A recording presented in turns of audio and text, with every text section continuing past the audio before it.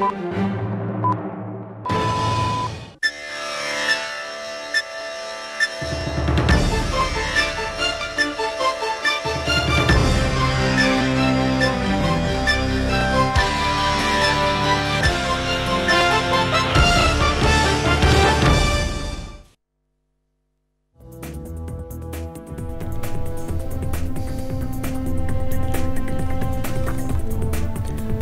আলাইকুম প্রিয় দর্শক, আপনাদেরকে শুভেচ্ছা আমন্ত্রণ জানাচ্ছি চ্যানেল আই সংবাদে। আর সংবাদ নিয়ে আপনাদের সাথে আছে আমি খায়রুল বাশার। বিস্তারিত সংবাদের শুরুতে জানিয়ে দিচ্ছি ফ্রেশ আটা, ময়দা, সুজি সংবাদ শিরোনামগুলো। রাজবাড়ীতে পুলিশের উপর হামলা, গাড়ি ভাঙচুর মামলায় ৩৫০০-এরও বেশি আসামি। নুরাল পাগলার মরদেহ পোড়ানোর ঘটনায় থমথমে গোয়ালন্দ।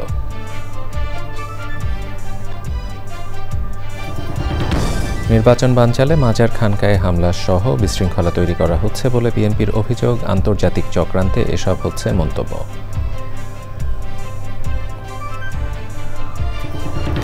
ডাকসু নির্বাচনী বিতর্কে শেষ দিনে ভিপি প্রার্থীদের অংশগ্রহণ, কোনো প্রার্থীর বিরুদ্ধে ৫০ লাখ টাকা পর্যন্ত খরচের অভিযোগ।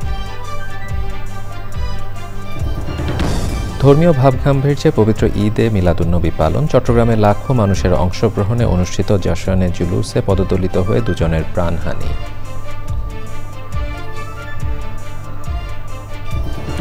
সবুজে সাজায় বাংলাদেশ স্লোগানে শরীয়তপুরে প্রকৃতি ও জীবন ক্লাবের বৃক্ষরোপণ ও বিতরণ। পরিবেশের টেকসই উন্নয়নে সহায়ক হবে প্রত্যাশা। এবং টাঙ্গাইলে সখীপুরে ৯ ভাইয়ের সম্মিলিত উদ্যোগ, কৃষি বাণিজ্যের অনন্য উদাহরণ। ৭৫০ একর বাণিজ্যিক কৃষির আয়োজনে প্রয়োজন আধুনিক প্রযুক্তি।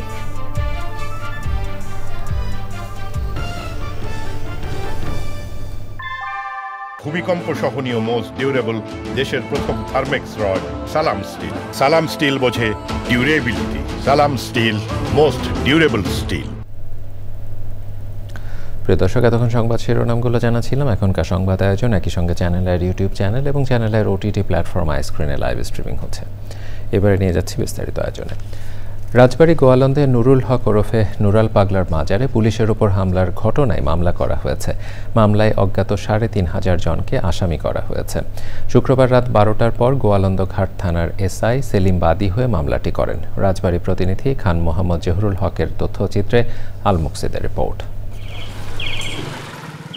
গোয়ালন্দ পৌরসভার জুরান মোল্লাপাড়া এলাকার নুরুল হক ওরফে নুরাল পাগলার মৃত্যুর পর বিশেষ কায়দায় কবর তৈরি ও দাফনকে ঘিরে কয়েকদিন ধরে এলাকায় উত্তেজনা চলছিল।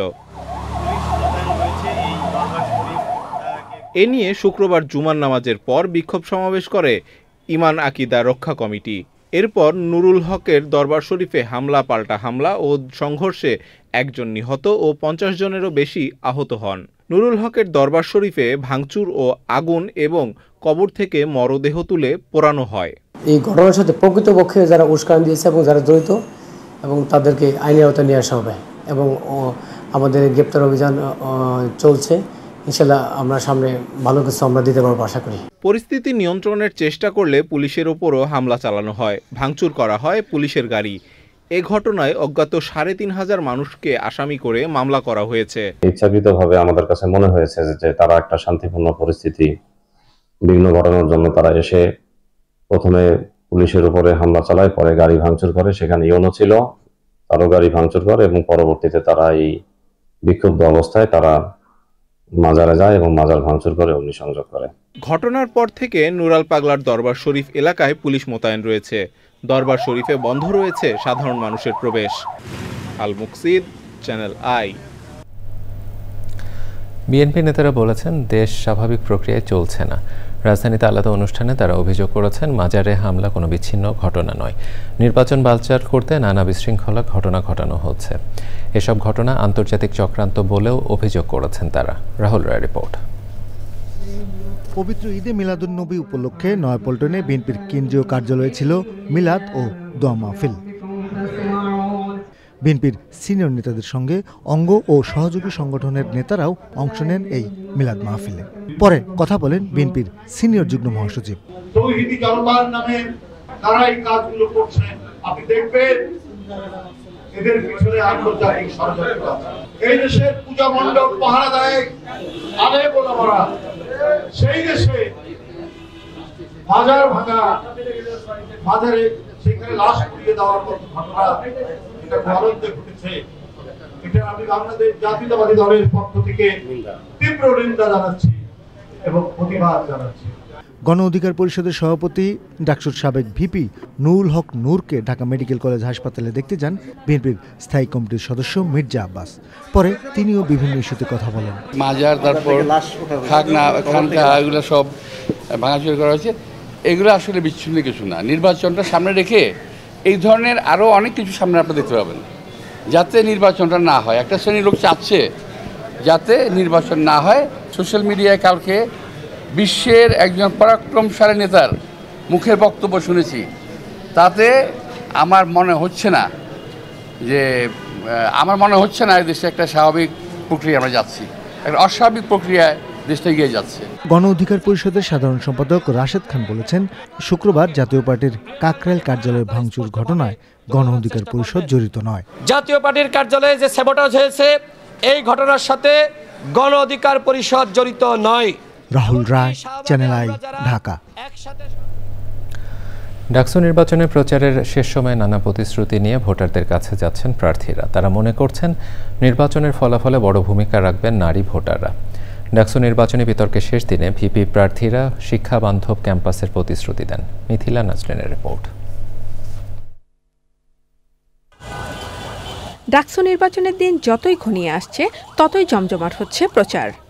ঢাকা বিশ্ববিদ্যালয় ক্যাম্পাসের প্রতিটি চত্বরে আলোচনার কেন্দ্রবিন্দুতে কারা গ্রহণযোগ্যতা নিয়ে হচ্ছেন ডাকসু এবং হল সংসদের প্রতিনিধি। নারীবান্ধব ক্যাম্পাস ও সুস্থ পরিবেশের প্রতিশ্রুতি সহ নানা বার্তা তুলে ধরেন প্রার্থীরা। কংক্রিট একটা প্রফেশনাল প্লেয়ার, সম্পূর্ণ অ্যাপলিটিক্যাল, কোনো প্যানেলেও দাঁড়ায় নেই এই জন্য, কারণ ক্রীড়া সম্পাদক যারা আছে প্রত্যেকে কোনো না কোনো প্যানেলের। সো প্যানেলের হলো ভিপিজিএস, এজিএস, কোনো না কোনো পলিটিক্যাল পার্টির সাথে অ্যাফিলিয়েটেড থাকে। সো ওই জায়গা থেকে যেন আমি বায়াস না হয়ে যায়, আমি কোনো দলের প্রতি বা কোনো প্যানেলের প্রতি বায়াস না থাকি নির্বাচিত হওয়ার পর। সো এই জন্য একদম স্বতন্ত্র নির্বাচন। এবারের নির্বাচনটা অনেক বেশি জমজমাট হবে বলে আমরা মনে করছি এবং অনেক বেশি আনসার্টেন। আমি মনে করি না কেউই একপাক্ষিকভাবে বলতে পারে যে হচ্ছে আমরাই জিতবো, কিন্তু সবাই আশা রাখি অবশ্যই আমরাই জিতবো। এবং আমি মনে করি এইবারের নির্বাচনে নারী ভোটাররা একটা গুরুত্বপূর্ণ ফ্যাক্টর হয়ে উঠবেন এবং তাদের ভোটই আসলে নিশ্চিত করে বলে দিবে আসলে কারা জিতে আসছেন। ডাকসু নির্বাচনী বিতর্কের শেষ দিনে অংশ নেন সব ভিপি প্রার্থী। ইনশাআল্লাহ আমাদের প্রথম দাবি থাকবে এবং আমরা এই বিশ্ববিদ্যালয়কে সর্বপ্রথম যে কাজটা করব সেটা হচ্ছে ঢাকা বিশ্ববিদ্যালয়কে একটা পলিটিক্যাল ইনস্টিটিউট থেকে এটাকে একটা একাডেমিক ইনস্টিটিউট করবে ইনশাআল্লাহ। আমরা যতই বলি যে আমরা রাজনীতির বাইরে গিয়ে একটা একাডেমিক বিশ্ববিদ্যালয় গঠন করবো, কিন্তু সেটা কখনোই সম্ভব না। এখানকার রাজনৈতিক সদিচ্ছা যেটা নিশ্চিত করতে হবে, রাজনৈতিক কাঠামো যেটা নিশ্চিত করতে হবে, একজন বিভাগের কাজ আমি মনে করি এইটাই। ঢাকা বিশ্ববিদ্যালয়ের কোনো ছাত্র সংগঠন যদি নামে বেনামে কোনো হলের রুম দখল করতে চায় তাহলে কি কোনো ধরনের শাস্তিমূলক ব্যবস্থা আছে?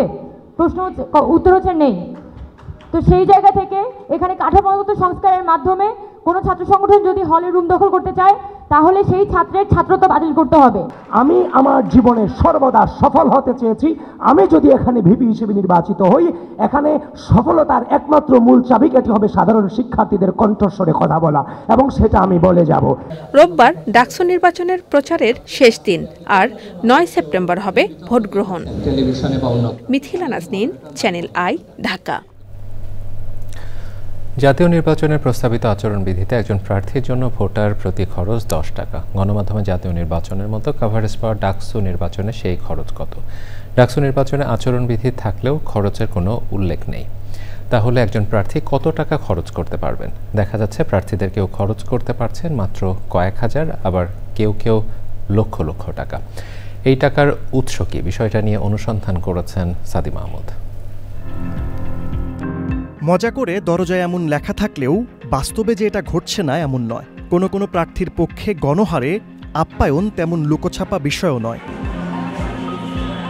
এর বাইরে নির্বাচনী আচরণবিধি অনুযায়ী লিফলেট ছাপানো আর প্রজেকশন মিটিং ছাড়াও অনলাইন কন্টেন্ট তৈরিতে কিছু প্রার্থীর খরচ সীমাহীন। কেউ কেউ সীমিত বাজেটে কয়েক হাজার টাকার মধ্যেই খরচ সামলালেও কারো কারো জন্য সেটা অনেক। খরচের এই টাকা আসছে কার কাছ থেকে? আমার যে যতটুকু নিজের আছে এবং পরিবারের কাছ থেকে যে সাপোর্ট নিয়েছি সেই সাপোর্টগুলো নিয়েই হচ্ছিল লিফলেট, তারপরে হচ্ছে যা হচ্ছিল যে যতটুকু ছবি টবি তোলা বা হচ্ছে ভিডিওগ্রাফি করা, সেগুলো আমরা নিজেদের মোবাইল দিয়েই মোবাইল ভিডিওগ্রাফির মাধ্যমে কিন্তু করছি। অন্যান্য যারা প্রার্থী রয়েছে তারা কিন্তু শুনলাম যে প্রত্যেক হল ব্যাপী যে 50 লক্ষ টাকা করে বরাদ্দ দিচ্ছে। একজন ঢাকা বিশ্ববিদ্যালয়ের শিক্ষার্থী কখনোই কোনো টাকার বিনিময়ে বা কোনো ধরনের কাচ্চি খাওয়ার বিনিময়ে তাদের মাথা বেঁচে দিবে না। আমাদের ফ্যামিলিরও কিন্তু আমাদের প্রতি একটা আসলে রেসপন্সিবিলিটি আছে, কিংবা তারাও একটু এগিয়ে আসছে, সেইগুলো দিয়ে আসলে টুকটাক আমরা এগিয়ে নিয়ে যাচ্ছি। আর আমাদের যে খুব বেশি খরচ হচ্ছে ওই রকমও না।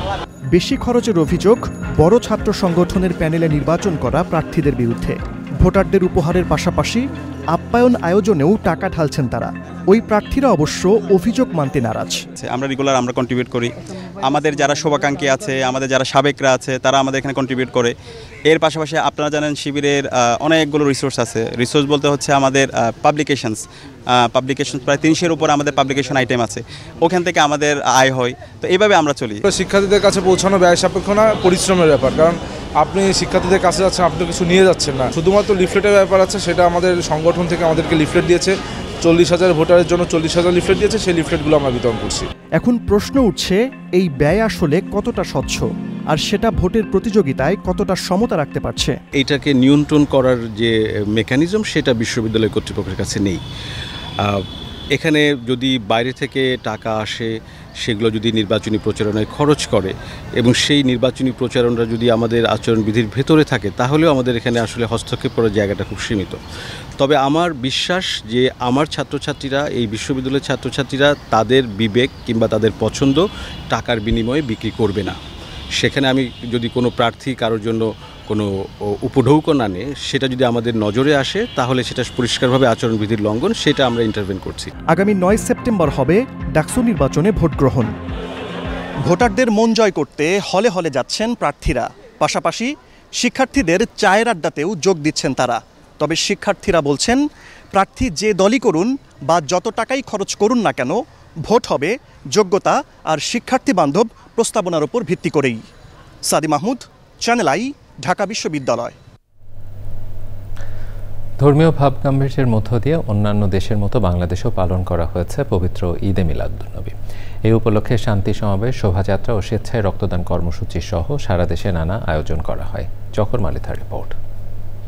570 খ্রিস্টাব্দের এই দিনে আল্লাহ রব্বুল আলমিনের পেয়ারা হাবিব মহানবী হজরত মোহাম্মদ সাল্লাল্লাহু আলাইহি ওয়াসাল্লাম পবিত্র মক্কায় মা আমেনার কোল আলো করে দুনিয়ায় আসেন। 63 বছর বয়সে 12ই রবিউল আওয়ালের এই দিনেই শেষ নবী ইহলোক ত্যাগ করেন। মুসলিম উম্মার কাছে তাই এই দিনটি মহিমান্বিত ও তাৎপর্যপূর্ণ।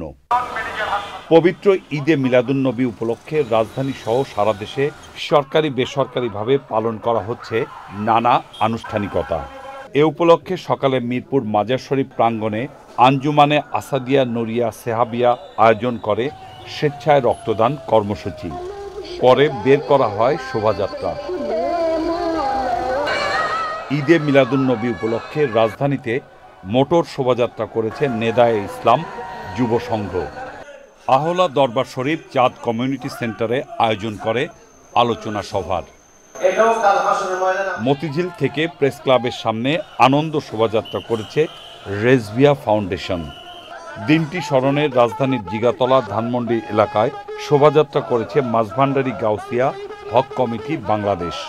আঞ্জুমানে রহমানিয়া মঈনিয়া মাইজভান্ডারিয়া রাজধানীর সোহরাওয়ার্দী উদ্যানে আয়োজন করে শান্তি সমাবেশ। পরে ভক্ত আশিকানরা বের করে শোভাযাত্রা। যুগে যুগে যেসব নবী রাসূল পৃথিবীতে আবির্ভূত হয়ে মুসলিম উম্মাকে সত্যের পথ দেখিয়েছেন, তাদের মধ্যে সর্বশ্রেষ্ঠ মহানবী হজরত মোহাম্মদ সাল্লাল্লাহু আলাইহি ওয়াসাল্লাম। তাই তো তার জন্মদিনকে স্মরণ করে জাতীয় কবি কাজী নজরুল ইসলাম লিখেছেন, ত্রিভুবনের প্রিয় মোহাম্মদ এলোরে দুনিয়ায়, আইরে সাগর আকাশ বাতাস দেখবি যদি আয়। চকর মালিথা, চ্যানেল আই, ঢাকা। চট্টগ্রামে লাখো আশেকে রসুলের অংশগ্রহণে আঞ্জুমানে রহমানিয়া আহমদিয়া সুন্নিয়া ট্রাস্টের 54তম জশনে জুলুস অনুষ্ঠিত হয়েছে। জুলুসকে ঘিরে চট্টগ্রাম শহরের কয়েক বর্গ কিলোমিটার এলাকা জনসমুদ্রে পরিণত হয়। জুলুসে নেতৃত্ব দেন দরবারের সিরি কোটার সাজ্জাদানশীন পরি পীর আল্লামা সৈয়দ মোহাম্মদ সাবির শাহ। চট্টগ্রাম থেকে মোহাম্মদ ইকবাল হোসেনের ভিডিও চিত্রে চৌধুরী ফরিদার রিপোর্ট। পবিত্র ঈদে মিলাদুন্নবী সাল্লাল্লাহু আলাইহি ওয়াসাল্লাম উপলক্ষে চট্টগ্রামের জামিয়া আহমেদিয়া সুন্নিয়া মাদ্রাসা সংলগ্ন আলমগীর খানকা থেকে ঐতিহাসিক জুলুস বের করা হয়। এই জুলুসে গত বছর আপনাদের মিডিয়ার বক্তব্য অনুযায়ী আপনারা বলেছেন শুরু হয়েছে কুরবানীগঞ্জ থেকে আঞ্জুমানুর রহমান আহমদী সুন্নি ট্রাস্টের মাধ্যমে এখন সারা পৃথিবীর আমার মনে হয় 30টি দেশে সরকারিভাবে জুলুস পালন করা হয়। জুলুসের নেতৃত্বে ছিলেন দরবারে শ্রী কোটের সাজ্জাদানশীন পীর আল্লামা সৈয়দ মোহাম্মদ সাবির শাহ। करीम सल्लल्लाहु अलैहि वसल्लम दुनिया में तशरीफ लाए एक टाइटल के साथ, नॉट लाइक एन इंडिविजुअल, एक टाइटल के साथ आए कि वमा अरसलनाका इल्ला रहमतल लिल आलमीन, यानी वो आए तो किस हैसियत में? रहमतुल लिल आलमीन की हैसियत में आए। আয়োজকদের প্রত্যাশা চট্টগ্রামের ঐতিহাসিক এই জুলুস গিনেস বুকে স্থান পাবে। Chowdhury Farid, Channel I, Chattogram. চট্টগ্রামে পবিত্র ঈদে মিলাদুন্নবী সাল্লাল্লাহু আলাইহি ওয়াসাল্লাম উপলক্ষে যশনে জুলুসে অসুস্থ ও পদদলিত হয়ে দুজনের মৃত্যু হয়েছে। আহত হয়েছেন কয়েকজন। আহতদের একজনকে আইসিইউতে নেওয়া হয়েছে। নিহতরা হলেন পটিয়ার বাসিন্দা আয়ুব আলী ও শহরের কালামিয়া বাজার এলাকার সাইফুল ইসলাম। যশনে জুলুসটি শহর প্রদক্ষিণ করে জামিয়া ময়দানে ফেরার পথে মুরাদপুর এলাকায় প্রচণ্ড ভিড়ে এই ঘটনা ঘটে। হতাহতদের হাসপাতালে নিয়ে যান আঞ্জুমানে রহমানিয়া ট্রাস্টের মেডিকেল টিমের সদস্যরা। তারা জানান ভিড়ের মধ্যে গরমে অসুস্থ হয়ে বেশ কয়েকজন পদদলিত হন। এছাড়া নালার উপর বসানো একটি ছোট ব্রিজ ভেঙে আহত হয়েছেন আরও কয়েকজন। আহতদের মধ্যে 8 জনকে উদ্ধার করে হাসপাতালে নেওয়া হয়। বিএনপি নেতা আমির খসরু মাহমুদ চৌধুরী বলেছেন, পিআর ছাড়া নির্বাচন হবে না। এই ধরনের বক্তব্য পতিত স্বৈরাচার শেখ হাসিনার মনোভাবের বহিঃপ্রকাশ। রাজধানীতে নির্বাচন নিয়ে ওই আলোচনায় বাংলাদেশ ব্যাংকের গভর্নর বলেন, উচ্চকক্ষে পিআর হবে বলে আশাবাদী তিনি। ব্যাংক মালিকদের সংগঠনের চেয়ারম্যান বলেন, যত দ্রুত নির্বাচন হয় ততই মঙ্গল, কারণ প্রতি মাসে কোনো না কোনো দেশ ভিসা বন্ধ করছে। রিজভি নেওয়াজের রিপোর্ট। ব্র্যান্ডিং বাংলাদেশ, আসন্ন নির্বাচন, প্রবাসীদের অংশগ্রহণ ও আগামীর অর্থনীতি শিরোনামে আলোচনা। Centre for non resident Bangladeshi নামের একটি অলাভজনক প্রতিষ্ঠানের উদ্যোগে অনুষ্ঠানে কথা বলেন রাজনীতিবিদ, ব্যবসায়ী, ব্যাংকার, অর্থনীতিবিদ সহ নানা পেশার মানুষ। গতকাল তেজগাঁওতে যে ধরনের মিছিলটা হয়েছে এটা কিন্তু আমাদের জন্য খুব অ্যালার্মিং। আমরা কে কিভাবে নিচ্ছি জানি না। দেখা যাচ্ছে যে প্রত্যেক মাসে একটা করে দেশ আমাদের ভিসা বন্ধ করে দিচ্ছে। ভিসা অ্যাপ্লাই করলেও ইভেন হংকং মতো জায়গায় যাইতে আমাদের 3 মাস লাগে ভিসা পাইতে। আমরা কি অবস্থায় আছি? আমরা বিশেষ করে জামাতের একটা সংখ্যা ইদানিং দেখা গিয়েছে। তারা মনে করে ইলেকশন স্বচ্ছ হবে না, এই জন্য যেহেতু বিএনপি জিতবেই পুরা মেকানিজম হয়তো আগ বাড়িয়ে বিএনপিকে সাপোর্ট করে তাদেরকে জিতিয়ে দেবে। স্যার, আমি তো আপনাকে এমপি বানিয়ে দিয়েছি। রাজনীতিতে কতটা সংস্কার হবে তার উপর নির্ভর করবে অর্থনীতির ঘুরে দাঁড়ানো, মন্তব্য করেন বাংলাদেশ ব্যাংক গভর্নর। উচ্চকক্ষে প্রপোর্শনের ভোটের প্রপোর্শনে রিপ্রেজেন্টেশন হলে পরে তাহলে কোনো সরকারের পক্ষে নিজের দলের উপর ভিত্তি করে সংবিধান সংশোধন করতে পারবে না। আমি আশাবাদী এই পরিবর্তনটা হবে। নির্বাচন বানচালে অহেতুক ঝামেলা না করার পরামর্শ দেন বিএনপির স্থায়ী কমিটির সদস্য। আপনি পিআর চান, আরেকজন চায় না। আপনি পিআর ছাড়া নির্বাচনে যাবে না। পিআর ছাড়া এই ধরনের মন্তব্য তো শেখ হাসিনার মন মানসিকতা। আমার কথা মানতে হবে। আর আমাদের কে দায়িত্ব দিচ্ছে? At the end of the day বাংলাদেশের এতদিন বলে আসছি আমরা বক্তৃতায়, জনগণের মালিকানা ফিরিয়ে দিতে চাই। তো মালিকানা যদি ফিরিয়ে দিতে চান, লেট দ্য পিপল ডিসাইড। পদ্ধতি যাই হোক, একটি সুষ্ঠু নির্বাচনের মাধ্যমে দেশ বাঁচানোর আহ্বান জানান আলোচকরা। Rizvi Nawaz, Channel I, Dhaka. পরিবেশ বান্ধব বাংলাদেশ বিনির্মাণে সবুজের সাজায় বাংলাদেশ স্লোগানে শরীয়তপুরে বৃক্ষরোপণ করেছে প্রকৃতি ও জীবন ক্লাব।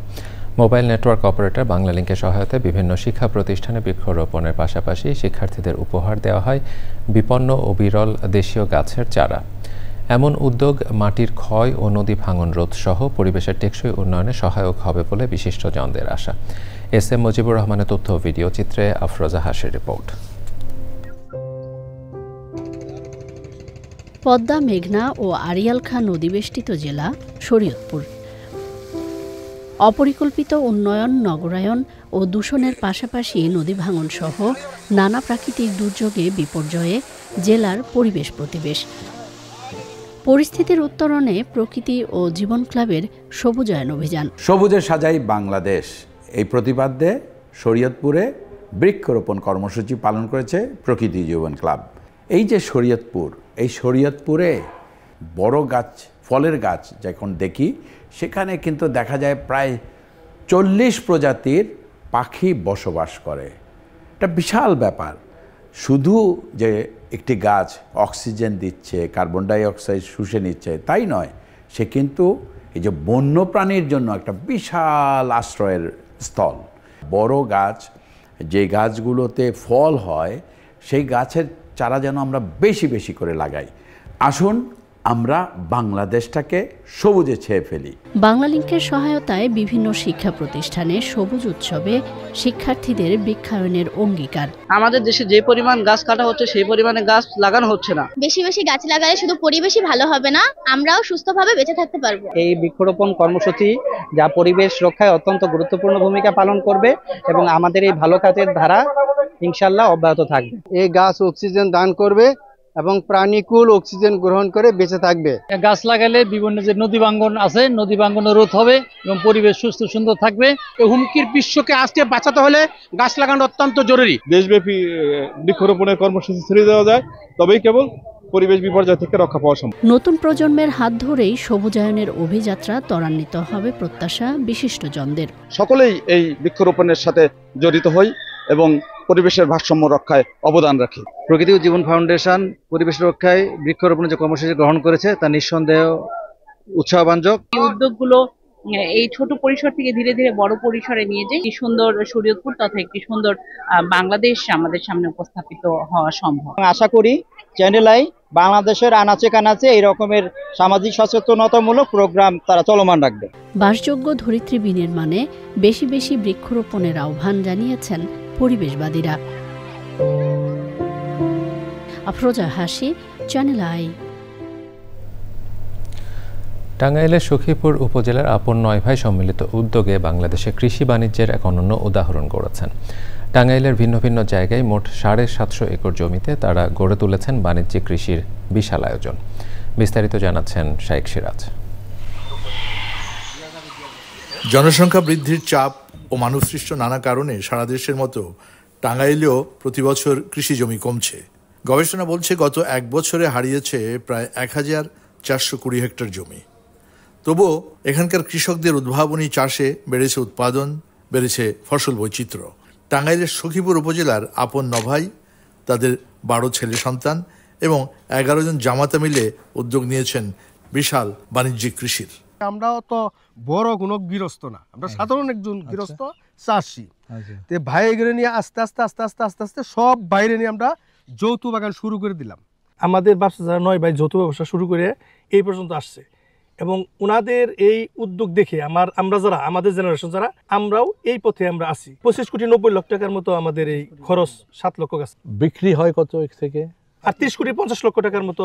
কলা আর লেবু থেকে শুরু করে নানা ফসল উৎপাদন হয় এখানে। ওনাগো দিক নির্দেশন ফলো করে আমরা যেভাবে চাষ করতেছি আমরা লাভবান। সারের সহযোগিতা বা সরকার যদি আমাদের দিকে তাকাইতো, আমরা এই কৃষিকাজকে আরো সামনের দিকে আগায় নিতে পারবো। বিশাল আকারের চাষাবাদে প্রয়োজন আধুনিক প্রযুক্তি। উন্নত দেশগুলোর সবখানেই বড় ফার্মে গুড এগ্রিকালচার প্র্যাকটিস বা গ্যাপ অনুসরণ করা হয়। এখানে প্রয়োজন উত্তম কৃষি চর্চার সূচনা। আবার প্রমাণ হলো একতাই বল, যেই বল এই খামারগুলোকে প্রতিষ্ঠা করেছে।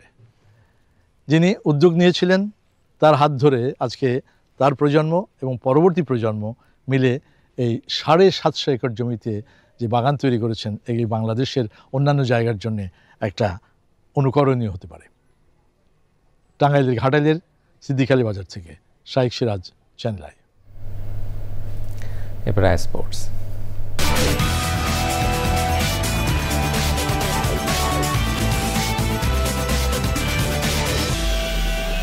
এবারে অন্যান্য সংবাদ। উন্নত মানের স্বাদ দিতে বসুন্ধরা আবাসিক এলাকার আই ব্লকে বিসমিল্লা প্লাজার 3য় তলায় উদ্বোধন করা হয়েছে কোবো ক্যাফে। বিশ্বমানের কফি বিন দিয়ে তৈরি কফি প্রদানের মধ্য দিয়ে কফি প্রেমীদের মনে এরই মধ্যে কৌবো ক্যাফে জায়গা করে নিয়েছে। কৌবো ক্যাফে শপটি সাজানো হয়েছে নান্দনিক এক পরিবেশে। জেব্রা চকলেট, ব্রাউন বোবা, এভোকাডো, পপিন বোবা, হট চকলেট, হট টি ও হট মকার মতো জনপ্রিয় কফির পাশাপাশি মজাদার স্ন্যাক্স এবং কোমল পানীয় পাওয়া যাচ্ছে এখানে। কফি প্রেমীদের চাহিদা মতো কাপ মজানো যাবে জানিয়েছেন কৌবো ক্যাফের স্বত্বাধিকারী। তো আমি চাই যে আমি যেরকম কফি খেতে পছন্দ করি সেই পরিমাণ সেই রকম ভালোবাসার কফি মানুষও যেন পায়, সেরকম মজাদার কফি। সো সেই থেকে উদ্দেশ্য থেকে এই কফি শপটা দেওয়া। এসপ্রেসো থেকে শুরু করে হট কফির যেসব আইটেম সেগুলো তো সবই আছে, সাথে আমাদের একটা সিগনেচার লাটে আছে, সাথে অ্যাভোকাডো আছে, এবং আমাদের একটা বিশেষত্ব হচ্ছে আমরা কফির সাথে বোবা অ্যাড করে দিচ্ছি, যেটা আপনি চাইলে আপনার নিজের মতো করে অ্যাড করে নিতে পারেন। এবং এর সাথে যদি আপনি মনে করেন যে না আমি আর একটু বেশি হানি দিয়ে, চিনির বদলে আমি হানি নিতে চাই, বা আমি একটু ক্রিম নিতে চাই, বা আমি একটু বেশি করে ব্লেন্ডেড করতে চাই, তো আপনি আপনার মতো করে কফিটাকে নিজের মতো করে তৈরি করতে পারবেন। প্রিয় দর্শক, সংবাদের এই পর্যায়ে নিচ্ছে একটি বিরতি। বিরতির পরে দেখবেন গাজায় আবাসিক ভবন লক্ষ্য করে ইসরায়েলি বাহিনীর বিমান হামলা, জিম্মি মুক্তি না দিলে পরিস্থিতি আরও জটিল হবে বলে ট্রাম্পের হুঁশিয়ারি।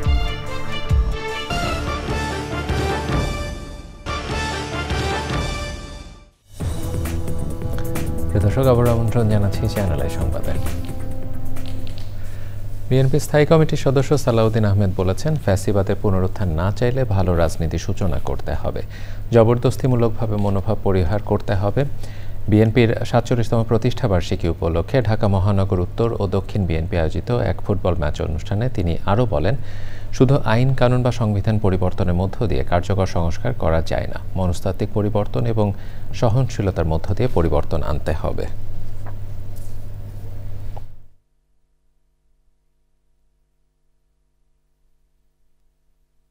আদর্শ অতীতের সমস্ত ফেসিস্ট ভিত্তিক যে সমস্ত রাজনৈতিক চর্চা হয়েছে সেটা বিলুপ্ত হবে।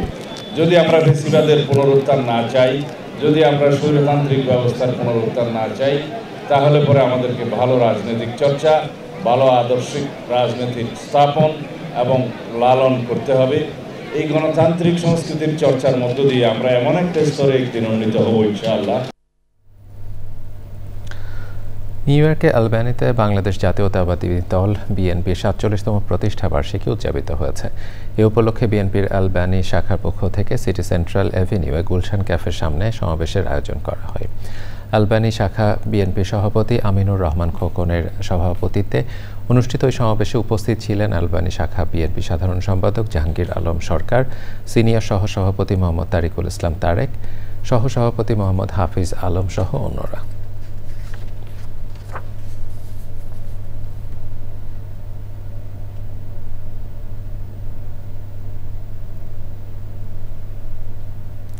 এবারে নিটোলটাটা আন্তর্জাতিক সংবাদ।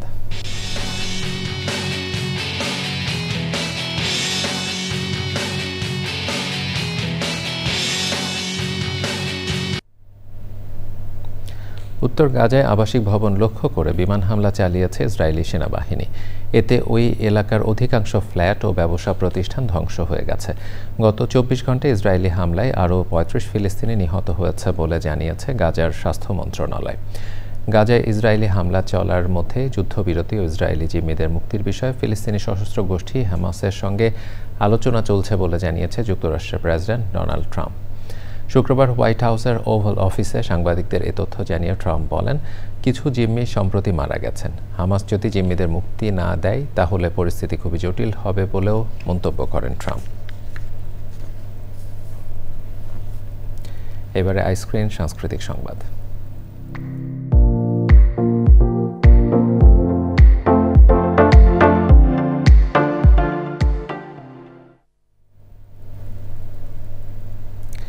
দৈনিক ঐশী বাংলার চতুর্থ বর্ষে পদার্পণ ও ঈদে মিলাদুন্নবী উপলক্ষে বিভিন্ন অনুষ্ঠান হয়েছে। রাজধানী বিএমএ মিলনায়তনে অনুষ্ঠানে গুণীজন সংবর্ধনা দেয়া হয়। অনুষ্ঠানে সমাজ কল্যাণ এবং মহিলা ও শিশু বিষয়ক মন্ত্রণালয়ের উপদেষ্টা শারমিন এস মুর্শিদ রাজনৈতিক দলগুলোকে ঐক্যবদ্ধ হয়ে নতুন বাংলাদেশ গড়ে তোলার আহ্বান জানান। সে সময় ছিলেন বায়োফার্মা ও বায়ো গ্রুপের ব্যবস্থাপনা পরিচালক ডাক্তার লিয়াকিয়ত উল্লাহ, দৈনিক ঐশী বাংলা সম্পাদক ও প্রকাশক সুফি ARM মহিউদ্দিন খান ফারুকী ও অন্যরা। রাজনীতিকদের প্রতি আমরা আকুল আবেদন করতে পারি, দেশটাকে আর টুকরো টুকরো করবেন না। আমাদের ঐক্যের প্রয়োজন, আমাদের ভালোবাসার প্রয়োজন, ভালোবাসার রাজনীতি প্রয়োজন। এই বাচ্চারা যে জিনিসটা করে দিয়ে গেছে, আমরা যদি তাদের প্রতি সৎ হই তাহলে এবার আমরা ঘুরে দাঁড়াবো। এবারে ঢাকা ব্যাংক PLC বাণিজ্য সংবাদ।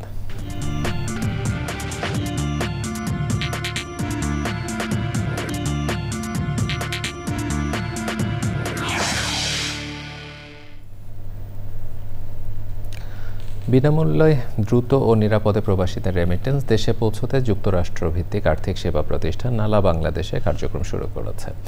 সংবাদ সম্মেলনে আন্তর্জাতিক ফিনটেক কোম্পানি ও মানি ট্রান্সফার অ্যাপ নালা তাদের কার্যক্রম ও ভবিষ্যৎ পরিকল্পনা তুলে ধরে। নালা বাংলাদেশের head of growth Mahmudul Hasan বলেন, কেবল প্রবাসীদের টাকা ফেরত পাঠানো নয়, বরং প্রতিটি লেনদেনে আস্থা ও স্বচ্ছতা নিশ্চিত করাই নালার প্রধান কাজ। নালা অ্যাপের মাধ্যমে যুক্তরাষ্ট্র এবং যুক্তরাজ্য সহ ইউরোপের বিভিন্ন দেশ মিলিয়ে 21 দেশ থেকে প্রবাসীরা টাকা পাঠাতে পারবেন।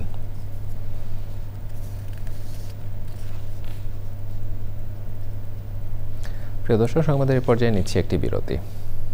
বিরতির পরে দেখবেন লক্ষ্মীপুরের চন্দ্রগঞ্জে আনন্দ পরিবহন নামে একটি যাত্রীবাহী বাস খালে পড়ে 5 যাত্রী নিহত, 14 জনকে জীবিত উদ্ধার।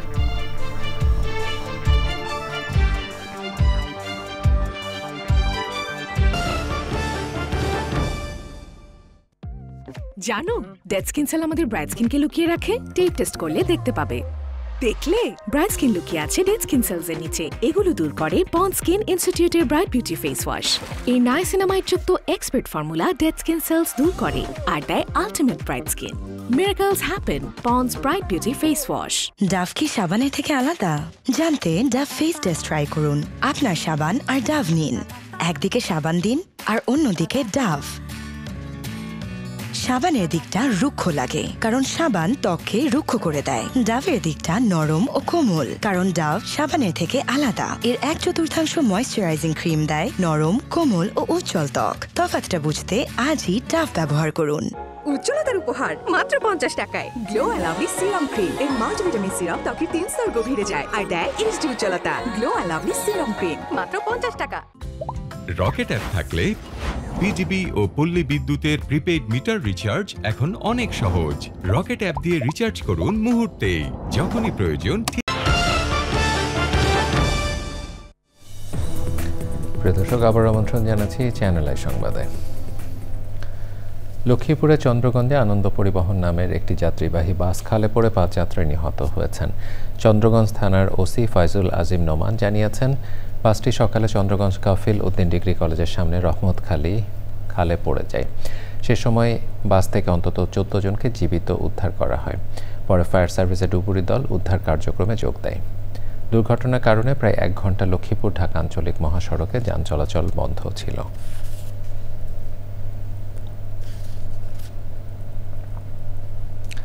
জাতীয় পার্টির একাংশের চেয়ারম্যান ব্যারিস্টার আনিসুল ইসলাম মাহমুদ বলেছেন, জাতীয় পার্টির অফিসে হামলা দেশকে অস্থিতিশীল করার গভীর ষড়যন্ত্র। রাজধানী গুলশানে জাতীয় পার্টির ঈদে মিলাদুন্নবী উপলক্ষে অনুষ্ঠিত দোয়া ও মিলাদ মাহফিলে তিনি একথা বলেন। অনুষ্ঠান জাতীয় পার্টির মহাসচিব ABM রুহুল আমিন হাওলাদার, নির্বাচনী chairman advocate Mohammad Mujibul Haque চূন্য, co chairman Syed Abu Hossain বাবলা সহ শীর্ষ নেতারা উপস্থিত ছিলেন।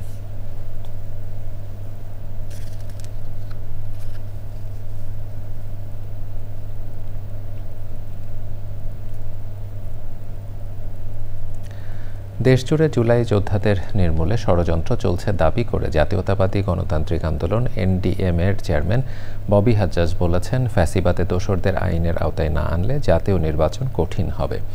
নিষিদ্ধ ছাত্রলীগের বিরুদ্ধে হত্যা চেষ্টার অভিযোগ এনে রাজধানী গুলশানে নিজ বাসায় সংবাদ সম্মেলনে তিনি বলেন, যারা জুলাই অভ্যুত্থানে সামনের সারিতে ছিল তাদের আক্রমণ করে অরাজকতা সৃষ্টি করতে চায় পতিত শেখ হাসিনা ও তার দোসররা। যারা জুলাই আন্দোলনের পক্ষে তাদের নিরাপত্তায় স্বরাষ্ট্র উপদেষ্টা কী পদক্ষেপ নিয়েছেন সে বিষয়েও প্রশ্ন করেন তিনি। ছাত্রলীগ নেতা মোস্তাফা আল নাফিস সহ ছাত্রলীগের কর্মীদের আইনের আওতায় আনার দাবি জানান ববি হাজ্জাজ। সংবাদ সম্মেলনে দলের মহাসচিব মমিনুল আমিন ও অন্যরা উপস্থিত ছিলেন। যতক্ষণ পর্যন্ত এই ফ্যাসিবাদের এই দোসরদেরকে আইনি প্রক্রিয়ায় না আনা যাবে, তাদের আইনের আওতায় না আনা যাবে, ততদিন পর্যন্ত আমরা যারা এই ফ্যাসিবাদের বিরুদ্ধে আন্দোলন করেছি তারা যেমন সুরক্ষিত না, তেমন দেশের জনগণ সুরক্ষিত না, এবং সামনের নির্বাচনও আমরা সুন্দরভাবে করার জায়গায় আসবো না। প্রিয় দর্শক, সংবাদের এরপর আবারও নিচ্ছে একটি বিরতি। বিরতির পরে দেখবেন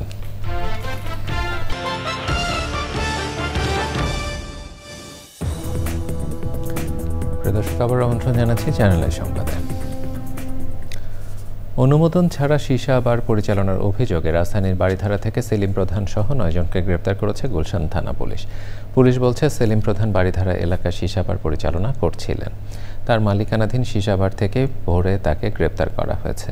এ ঘটনায় গুলশান থানায় তার বিরুদ্ধে মাদক আইনে মামলা করেছে পুলিশ। এর আগে ক্যাসিনো বিরোধী অভিযানে 2019 সালের 30শে সেপ্টেম্বর হজরত শাহজালাল আন্তর্জাতিক বিমানবন্দরে থাইল্যান্ডগামী বিমান থেকে সেলিম প্রধানকে গ্রেপ্তার করে র্যাব। এরপর তার বাসা ও অফিসে অভিযান চালিয়ে দেশি বিদেশি মুদ্রা ও বিপুল বিদেশি মদ জব্দ করা হয়। অবৈধ সম্পদ অর্জন ও অর্থ পাচার মামলায় 4 বছরের কারাদণ্ড পাওয়া সেলিম প্রধান জামিনে বের হয়েছিলেন। এবারে খেলা খবর।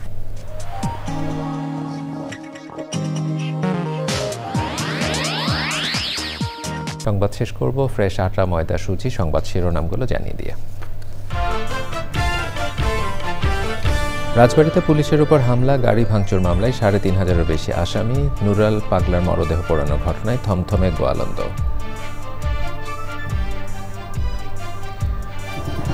নির্বাচন বানচালে মাজার খানকায় হামলা সহ বিশৃঙ্খলা তৈরি করা হচ্ছে বলে বিএনপির অভিযোগ। আন্তর্জাতিক চক্রান্তে এসব হচ্ছে মন্তব্য।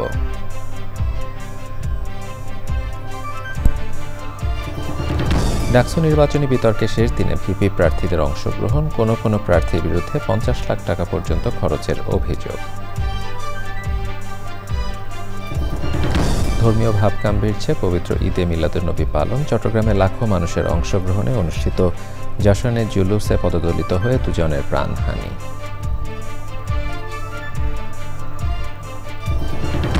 সবুজের সাজায় বাংলাদেশ স্লোগানে শরীয়তপুরে প্রকৃতি ও জীবন ক্লাবের বৃক্ষরোপণ বিতরণ। পরিবেশ টেকসই উন্নয়ন সহায়ক হবে বলে প্রত্যাশা। এবং টাঙ্গাইলে সখীপুরে 9 ভাইয়ের সম্মিলিত উদ্যোগ, কৃষি বাণিজ্যের অনন্য উদাহরণ। 750 একর বাণিজ্যিক কৃষির আয়োজনে প্রয়োজন আধুনিক প্রযুক্তি।